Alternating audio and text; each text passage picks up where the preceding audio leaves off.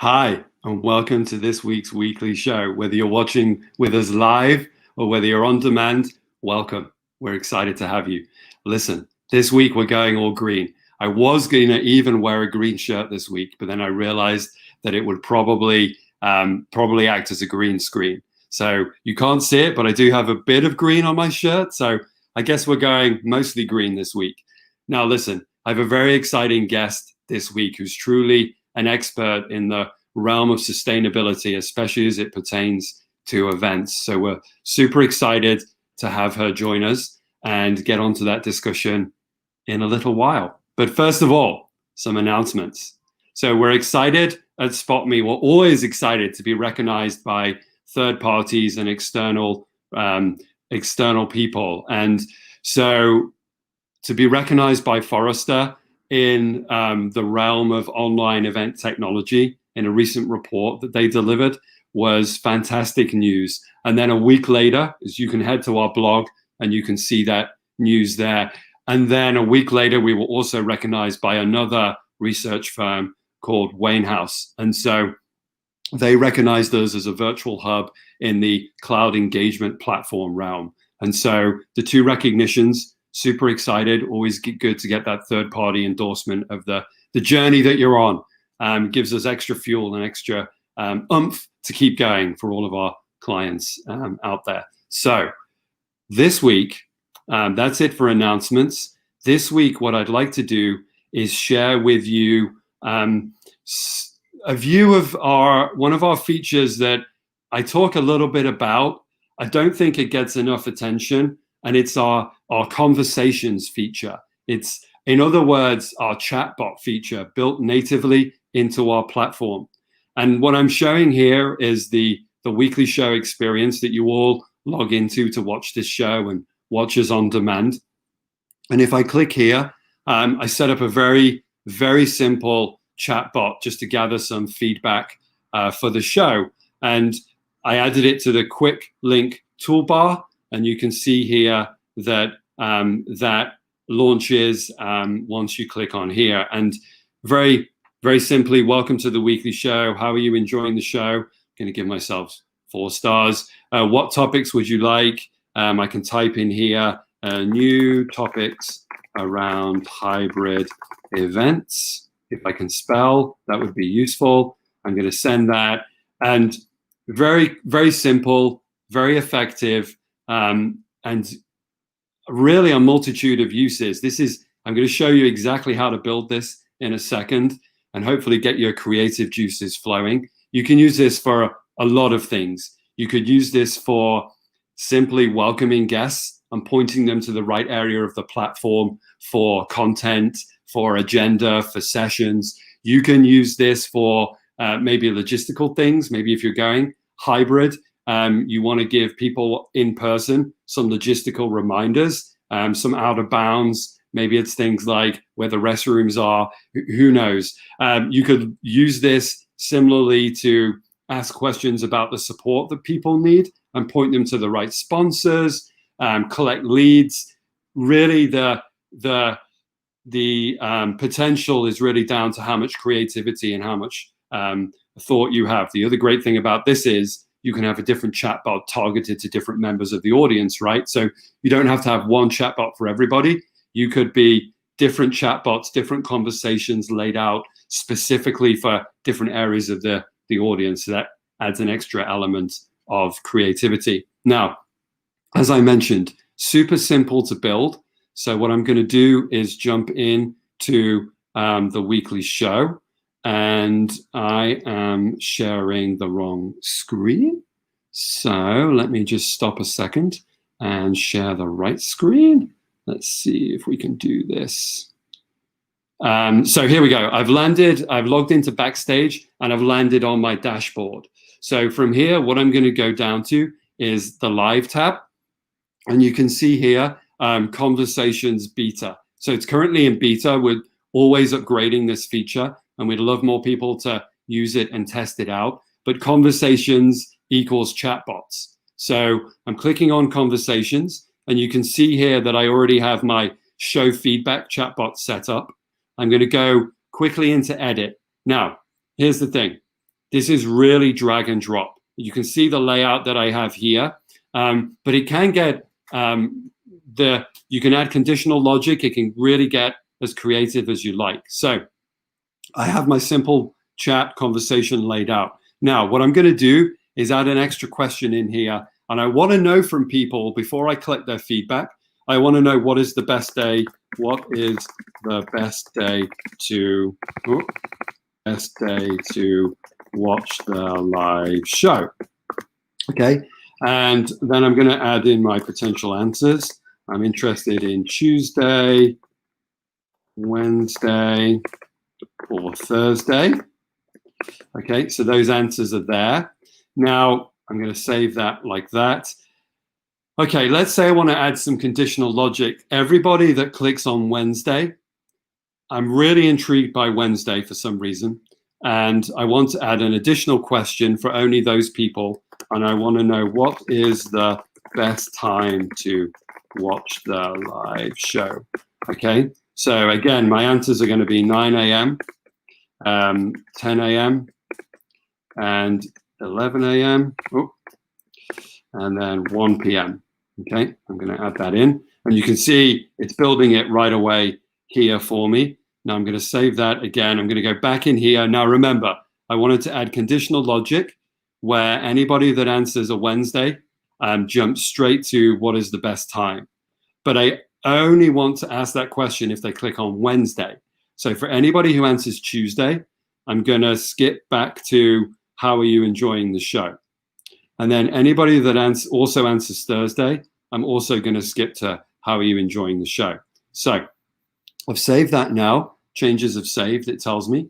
So let me go back in to the platform here. And if I show you the front end, what we'll do is we'll show you those changes in action. So I'm going to refresh this screen. And as it's loading, what you'll know is it's automatically changed for me. So if I click on Wednesday, it's now going to ask me what the best time is as we planned. I'm going to say 1 p.m. and then it carries on with the rest of the conversation. But if I also answer Tuesday or Thursday, remember, it shouldn't show me that time in question.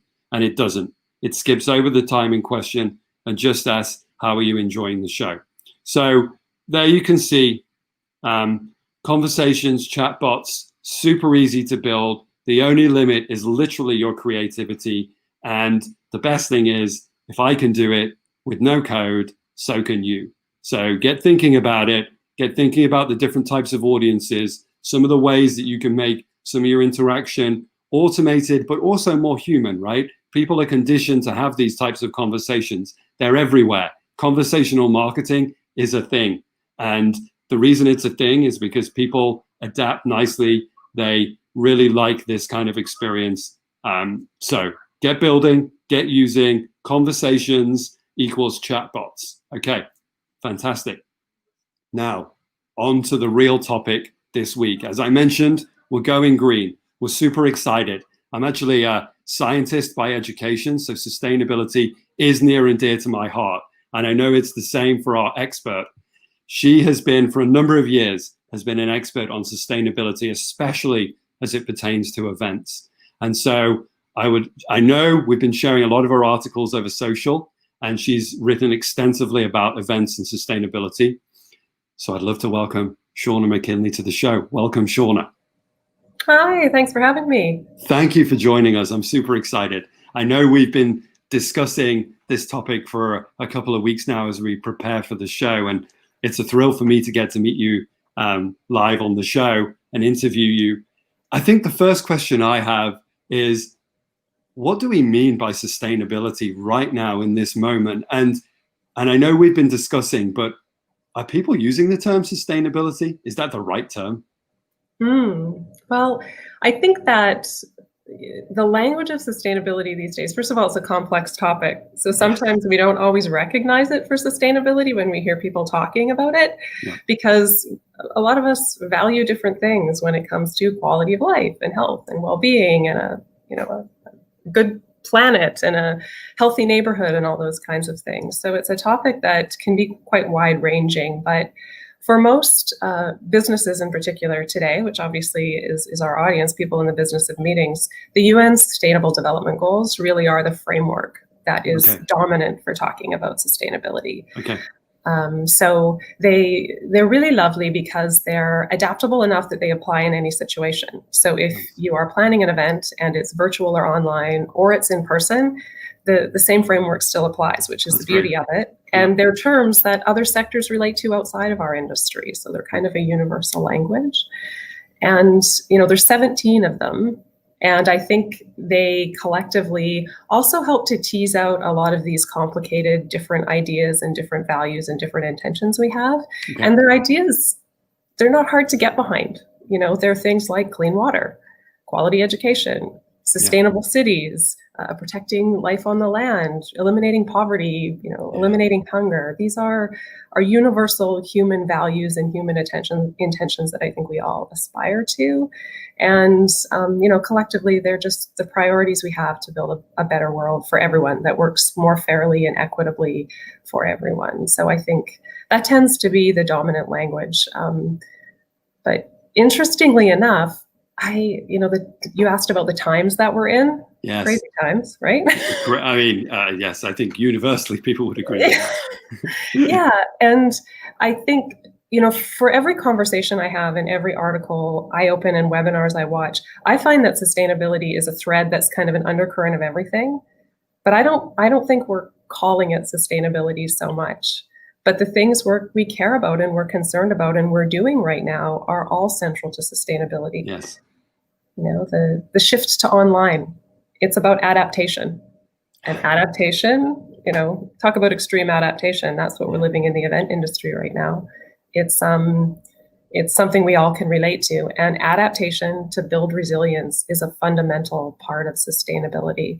But I don't know that we're always using sustainability, but I do think it's the concurrent undercutting theme to everything, and the concern we have about our economic well-being right now and ensuring people can, keep their economic livelihoods and or transition to new jobs that allow them to do so. So it's pretty fundamental undercurrent.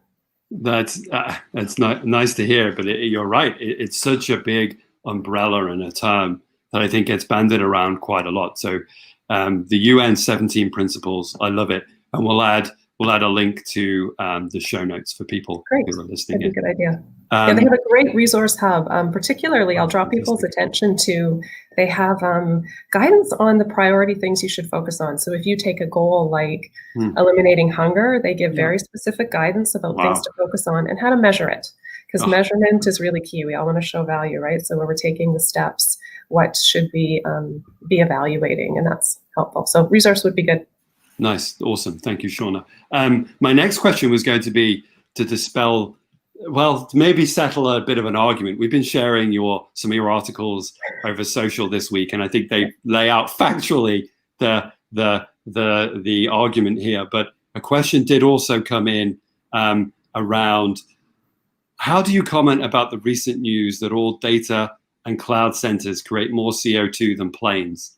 Is that even a good comparison? And I guess tied to that, virtual, hybrid, in person, what collectively is more sustainable? I mean, go ahead. That's a meaty question. It's a meaty question. Are you on team online or are you on team live and in person? I kind of feel like sometimes that's the question we're asking. Yes. So there's a lot in your question, so I'll try to unpack it. First of all, to the question of the footprint, the digital footprint that we have, because the person who's asked that question is absolutely right. There is an environmental cost to IT. The manufacture of the materials we use, the devices we use, how disposable they are, not to mention the energy, the massive and growing energy footprint that servers and data storage and data transmission has. Yeah. So I think that, you do need to wrestle with the big footprint that is growing. And I think the industry is wrestling with it. I mean, if we look at purchases of clean power, the IT sector is one of the greatest purchasers of green power, and their portion, they're setting up in some cases whole microgrids that support servers in a low carbon way. So the bad news is it makes carbon accounting for digital events quite difficult, because we can't say that the power at our server is the same as the power that's on the general grid. It makes it complicated, but typically it is lower carbon power in a lot of cases. I think the thing we have to focus on to answer that question is you have to look at the use of the IT in different contexts. Like, this is what's important for events, I think. So you kind of have to look at scenarios of, for an event professional, what does that question mean? It means that you have to look at the digital footprint of IT for live online streaming, storage, and dissemination of that content afterwards, including storage, the transmission network, and the device use. That sort of tends to be the methodology we're working on. And you have to compare that to the alternative scenario where you have a live in-person event that has its own unique set of emissions impacts and energy use. And what is that amount? So you kind of have to view it in a specific context to be able to know how it brings it down a bit more to apples based on the service you're providing. And what we do know is for most events, even looking at the massive footprint of IT, virtual and online still comes out ahead in terms of energy footprint and emissions footprint. Boiling down an event to look at the number of carbon emissions, so the carbon intensity, which is the amount of emissions per person that view an event or participate in an event, we find again and again that the intensity, as soon as you adopt some type of a hybrid or online format, goes down. And in many cases, the total emissions go down as well, which is the ultimate goal, right? We want to see it not just be more efficient, but also actually have a net reduction, because that's what's going to get us to 2.0. So it's a great question. And we have to be really vigilant about it. We have to hold the IT sector accountable, because it's not... It's not all sunshine and roses, but when we look at the use of IT in the event context, the footprint is still typically lower because it doesn't have that airlift associated with it. That's a more carbon intensive activity. Sorry, long-winded response, but I hope that helps. No, I think we were talking about this before. It's a very, you were hinted at it, right? Am I on the online, virtual versus the in-person and hybrid, I guess, camps or hybrid somewhere in the middle. But I don't think that's, if people are focused on that, I don't think that's even the right framing in their minds. I think people make a decision about the type of event that they should be hosting for a whole category of reasons, right? And there are a number of steps that you eloquently point out in a lot of your articles and research that would help people kind of reduce the potential impact of whatever they're hosting, planning. And there's things that they can do to even go beyond that, right? They can be proactive and take some measures. So yeah, I don't want to get into, before we start getting bashed in the comments or anywhere about where SpotMe is only about online and we brought Shawna on to prove our point. That's not the case. That's not the point of this. So I do want to swiftly move on. We kind of hinted about it, but it seems like there's been a lot of momentum added to this sustainability discussion since the pivot happened. Are you experiencing that, or is that just us? Because we're getting a lot more requests now for information than we ever did. Nobody ever asked us about our carbon emission impact when we were flying people on site, but now they're asking us. And so have you seen that momentum, and why do you think that is? Well, I do think that, when we sort of found ourselves in a pandemic crisis, I think one of the things that happened was we kind of forgot that we're also in the midst of a climate crisis. Yes. And if people go back and think about where we were at 1 year ago today, we were in the midst of the biggest grassroots movement, particularly among our youth, to call for action on climate change in very visible ways in our own communities. In Vancouver, we had hundreds of thousands of people in the streets. And I'm sure, in New York, and I know New York had massive people out on the streets all over the world. And I think that is really what's heightened our consciousness. And I think the pandemic happening has it's faded a little bit into the background, but it's still there. And people are concerned to ensure that they're being accountable when they host their events, to make sure that their suppliers' values are aligned with them. And I think that maybe that focus is maybe driving it more than the pandemic is. And I think because the I mean, I was telling you earlier, I'm in Vancouver, and we've had a week of the poorest air quality in the world as a result of wildfires. So we keep having these little reminders that it's a crisis we need to address. And I think that's why we see questions asked of vendors more often than we've seen before, myself. But yeah, I think it's only good news, to be honest. Good thoughts. So I want to move swiftly on now to some practical steps. I mean, there's a lot going on, especially in the event industry, and especially around when people think about whether it's going to be virtual, digital, online, whether it's going to be hybrid, or whether it's going to be in person. There's a lot of health concerns, obviously, forefront of people's right now. How do they make sure that they don't lose sight of some of these other things that can maybe fall off if we don't keep our focus? Like, what are some practical advice, some steps that people can take to keep sustainability in the mix? Yeah, sure. Well, yeah, I know we're all anxious to get back to live events. I've really missed my community festivals this summer. The things that make me feel connected to my own community and my own community. But the reality is we have to make the spaces safe for people. And then I think there's sustainability opportunities in that. For example, I think we have the greatest potential we've ever had to go local with our purchasing at events, local food, local gifts, local activities. And that's really exciting. And that's happened in part because our supply chains are so disrupted. Yeah. We can't move goods like we used to. And that I think is an unexpected silver lining maybe. But the two things that I think are important to be really vigilant about are the waste stream at events, because we're using more PPE to keep people safe. Yeah. And that's going to cause our waste stream to go up before it goes down. And I think that's really frustrating for me, because I think in events we've had so much progress on zero waste. That's the thing we've really been exceptional at and been doing a much better job of. So I think it's going to be hard to see that go up before it goes down, but it will get down. I mean, even now we're starting to see pilot projects around recovering masks for the purpose of recycling and things like that.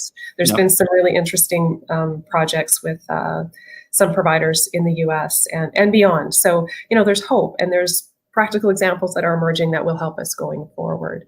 The chemical load associated with enhanced cleaning is a concern too. Yeah. So, one of the things I'm asking a lot about is where we're doing this necessary increased cleaning, are workers being protected? Are they trained in how to use these new and different chemicals that they're using far more often than they had to before, so that they're safe and they're reducing their exposure? I think those will be key things to watch going forward. And I think what's important for people, if I could kind of give one piece of advice, is to really focus on what your primary intention is. I think one of the things that's happened is we've approached events as a tactic for on-site in the old traditional way of doing things before COVID-19. And we've thought, okay, we're going to shelve that while we figure out how to deal with this other crisis. Yeah. And it's been very tactical, and we haven't necessarily had a fundamental goal of reducing waste. For example, we might lose sight of sustainability, but where you really focus in on that one singular objective and you keep it in mind as you adapt and do these new things, it helps, I think, to not lose sight of the sustainability goal, to your question. Fantastic. I think that's some fantastic advice, and yeah, it reminds me in my former days, when we were using chemicals for certain experiments, etc., we would always have a training, and you would always be aware up front of even how to dispose of the chemicals. And I think you're right. I hadn't even thought about the implication of additional chemicals being used and how people are disposing of them. Fantastic advice. We did have one question come in, and it seems that Michael's asking digital materials versus printed materials. Have you seen a shift there? Has that, because obviously with online events, there's a lot of printed materials being prepared. I know a lot of vendors and sponsors were trying to go digital, but still a huge amount of printed materials. Have we seen any shift there? Has that moved at all? If you look at where we were in the industry 5, even 10 years ago, the paper footprint of what we do has been dramatically reduced to the point where I actually feel it's if we're still thinking events are sustainable by reducing paper use, we're kind of living in the 1990s. We've moved past that and bottled water. It's other issues, which I think is a great accomplishment. Yes. And when we look at the data, what the data shows us is the issue of paper is like less than 0.5% of a typical meeting's footprint. So if, it's just not as productive an area to continue to improve in as it was.